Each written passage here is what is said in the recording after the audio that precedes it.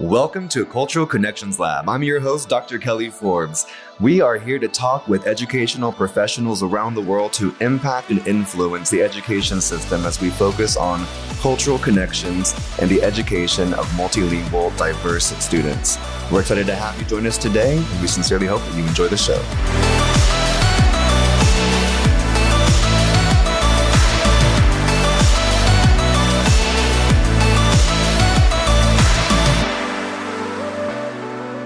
Kelly. Hey, I am so excited to be with both of you doing this, and so thank you for volunteering to come by and chat for a little bit. So we are here as board members. Correct. Today's my final day, so I'm excited about that. So It's exciting though. It is sad, but I'll still be at OAVE. It'll be fantastic. Yes. But you two are absolutely wonderful human beings. I've been able to work with you in another district and discuss all the things that we could do in the field of education. We've laughed, we've cried. I feel like we've gone through a lot of the emotions throughout the years. But I'm really honored to, and I really mean this, I'm so honored to serve with you on the board, and I'm really glad to see you, Miss Savanna Payne, right here as the new president, not president-elect anymore, president of OAVE, and to see what this looks like with your leadership, and I'm so excited for you. And then, of course, we have Jamie here, and so it's just wonderful to get to hear from you all. And so I want to step back for a minute and just listen to what you all have to say. We're here to promote culture. We're here to promote language. We're here to promote all of that. But then we're also here to promote OAVE. So if anyone wants to come to OAVE, yeah, you know that too. But what does all that mean to you? What has that been like in your life? And what are things within the short time that we have before everything's over? What do you want to share and have listeners around the world be able to know about either you, your exposure to culture, your experiences, and what role that plays in our education system and beyond?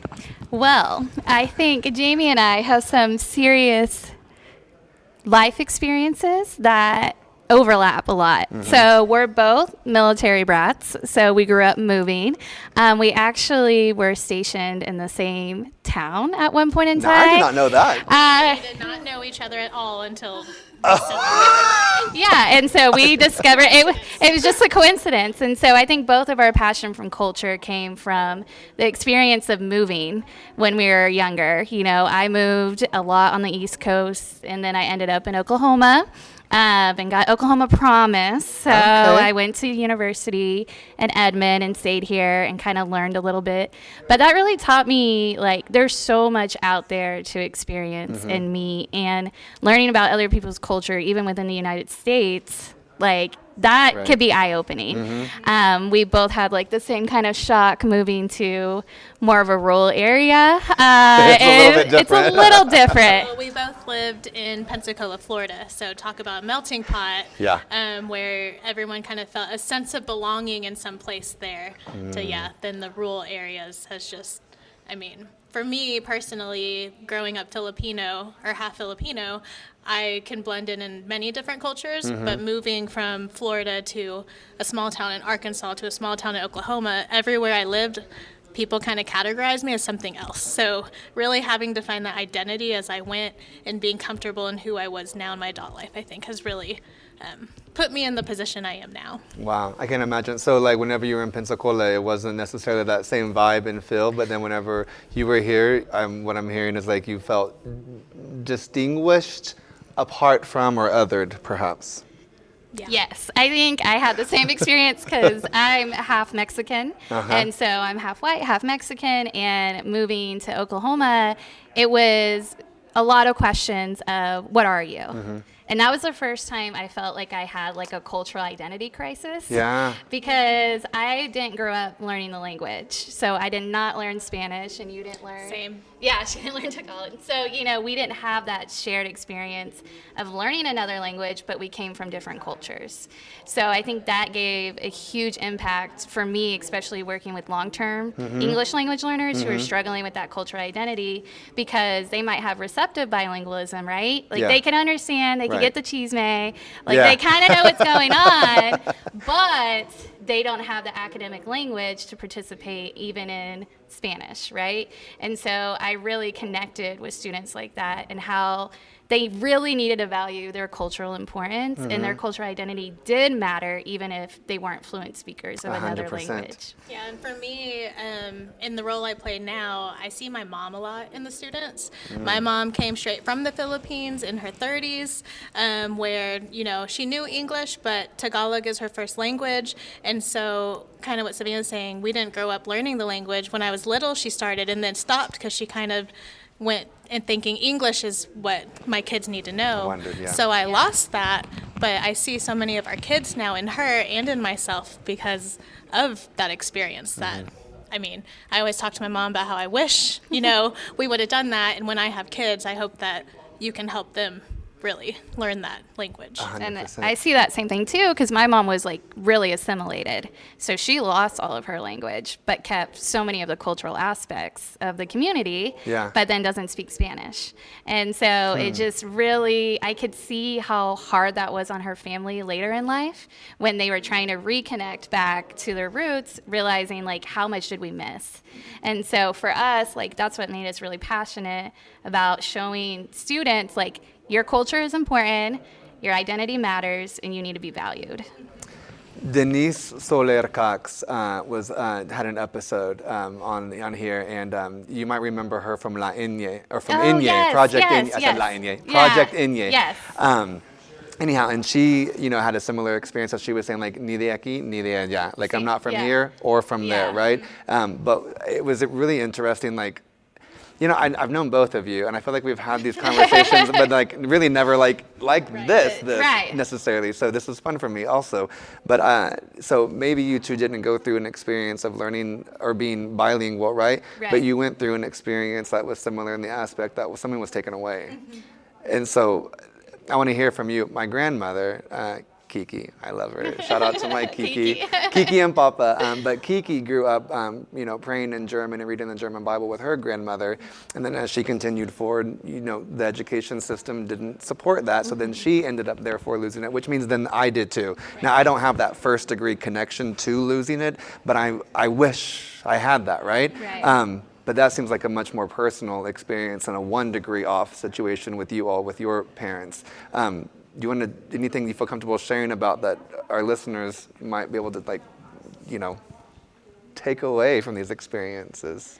I mean, I think for me, it was hearing people tell my mom that she wasn't Mexican. And so, and, you know, her having a Mexican last name, she's like one of 11, like grew up in Colorado in a really predominantly Hispanic neighborhood, and then being told several times, like, well, you're not Mexican, you don't speak Spanish. And then for her family to take that on as identity and then saying like, well, we're not Mexican. Wow. And so for me, that was heartbreaking. And then actually I saw Project Enye, Awabe did it. Yes, and that's where I saw it. And that was the first time I really felt connected to something that I explained like how I felt about it. And then also learning about like Chicana movement and Chicano art like really taught me a lot about like the passion people have of being Mexican American. And even that's kind of controversy right now. But like it was shocking to me to see that, and then to tell my relatives like, oh yeah, I'm a bilingual, like I'm an ESL teacher. And they're like, what? You know, like they couldn't believe it. My grandma who speaks Spanish, you know, she was just shocked. She was like, but how do you do it? And I was like, what do you mean? How do I do it? And so, you know, that really showed my family, like, there's somebody out there passionately connecting back to their culture in our own family circle. And I think that was so important for my family to see. On my and through you, side. how like you revived that. Yeah, and so that was part, you know, and then like my cousins, you know, they're very passionate in connecting back to our culture and, you know, like doing those things that are connecting us back. But it's something that I see a lot of young Mexican Americans going through and a lot of bicultural people going through, right? So when you're in that like in between, right? Like you really are learning how to fit both worlds. And that gives you such a like positive experience on life as well. Yeah, what about with you? Yeah, for me, growing up, moving around a lot, my mom being Filipino, I mean full Filipino from the Philippines, it was really hard because being involved in a lot of athletic communities, going on soccer trips. My dad was in the Army, and a lot of times he'd have to leave for drill, or he'd be gone for multiple times. My mom would have to be using her English that she knows to communicate, but sometimes that didn't come through to people. And I know that she's opened up to me about feeling like she's been misheard, misunderstood. They're just kind of feeling less than what she was, because when she moved from the Philippines, she had her degree. She actually moved to Germany first, where then she ran like this college on base, so she was like this high and mighty profession. And then when she moved here, none of that transferred. Right. And having to move and pick up all the time, she just had to find like daycare jobs, things that she could get when we moved to the next place. And so for her, it just became really difficult with keeping up with the language when my dad was away, really trying to fit in for us. But then a little bit later in life, when she started opening up about it, we kind of reflected on, no matter where we lived, even though she came from somewhere else, we always found that pocket of Filipinos. Yeah. She has always been the glue to the Filipino communities in New York and, Florida, When she Arkansas, travels. Oklahoma. Yeah. They actually recently just moved to Oklahoma City, and she was here for like a month and already was going to parties. And so just seeing my mom being resilient with her culture has really gave me and my brother appreciation and knowing like our community is really strong and we want to know more about it. And so we've been a big part of like finding out who we are in our adult lives. That is, it's really important to bring to the forefront with other people that we've been talking to. It's just so good to be vulnerable and be like, like there are things that I have experienced and gone through in my life that are not the same things that you have, but that's where we try to find some sympathy and some empathy and some understanding and things like that. But then to also, be the person that says like, I have no idea what that feels like at that level, and to be able to be a child, and many of the children that we serve every single day, they do watch their families come into this environment where we say like anything's possible, but yet you're coming with these degrees, but you can't do this and you can't do that and you can't do that, and like that has to be daunting for the whole family unit, but especially for the children. And now here you are like sharing that in a whole different way. So expand upon that, but I also know, because of time's sake, so I would love to hear anything, but I also want to say that you two really share these stories through a whole different lens from the stories and the books that you all author, right? And publish, which I think is a really important part of all this. And I have one, I've read it, I have chills right now just thinking about it, and then your stories as well. So I want to give you space to, let's share about that, because I think this helps us overall on a very, very deep level and connects to some of your experiences perhaps as well. I think for Jamie and I, when we started working with students, knowing our own stories weren't really being told either about the experiences our families have had, the experiences that affected us as as children, that we saw our parents going through some of this, my grandma, watching these things happen, my aunts and uncles. We realized that a lot of teachers just don't know. Like no fault to their own. Their experiences, they just hadn't lived in a world where they had to assimilate or be part of two cultures. That was just something they hadn't done. Like my dad is from rural Missouri and my mom's from like a predominantly Hispanic area in Colorado. Like those are very two different cultural places that I learned how to navigate because of my mom and dad being from two different like cultural backgrounds. But then Jamie and I realized, people just don't have those experiences. It's true. Like a lot of people don't. I think Savanna was probably the first person I met along my journey that we shared something so similar in that. I've always just had to overcome and adapt, and I think we're both very outgoing because of having to find new places for ourselves and having to find those new communities. And so when we kind of had those experiences ourselves, and then we worked with teachers who hadn't had those, we were really shocked. And so how the project really started, one of my teammates, Christina Dix, she worked as an EL teacher with me at a school site.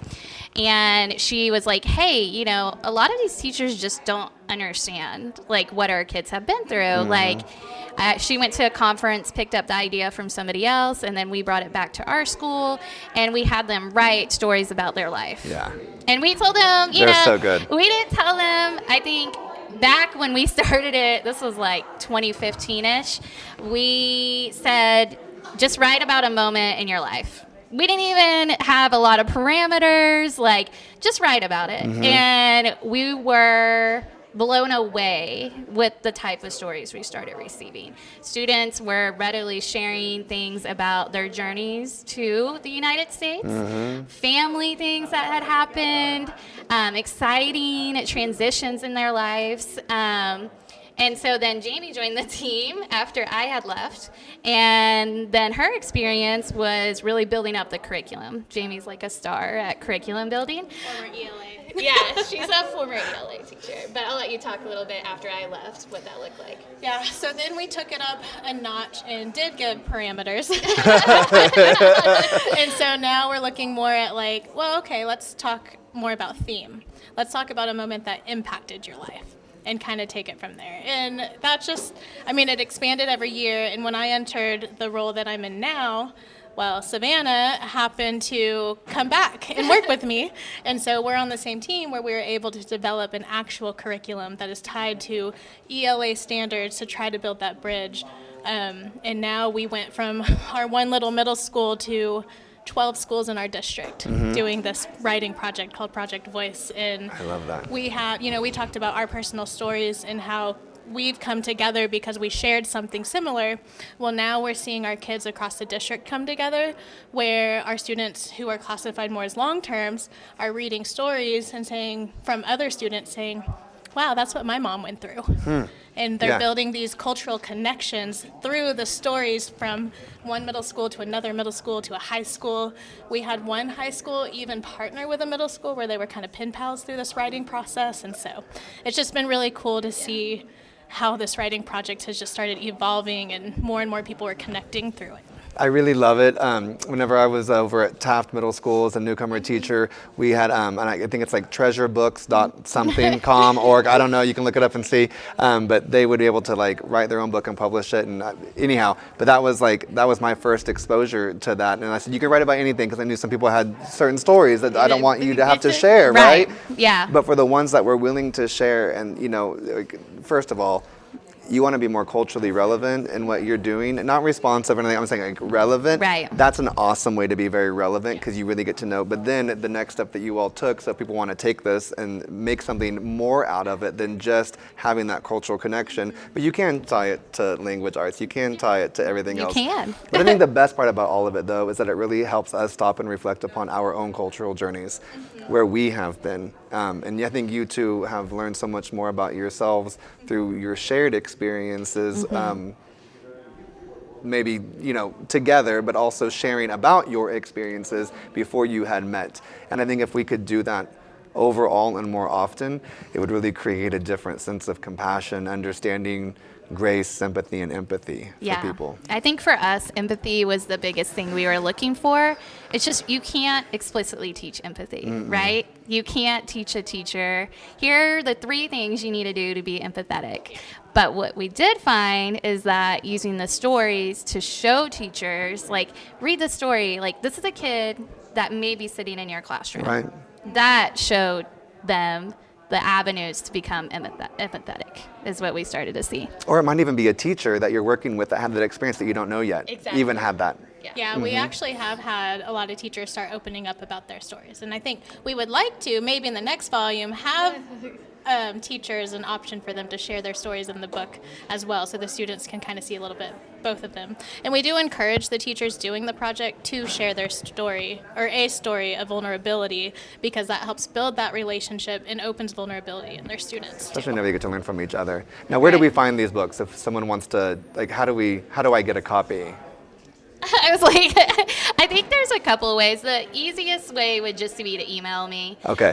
It would be slpayne@okcps.org. Okay. Email me, and then we'll go from there. That would be the quickest way. We want to make sure we're protecting our students, so everything is anonymous.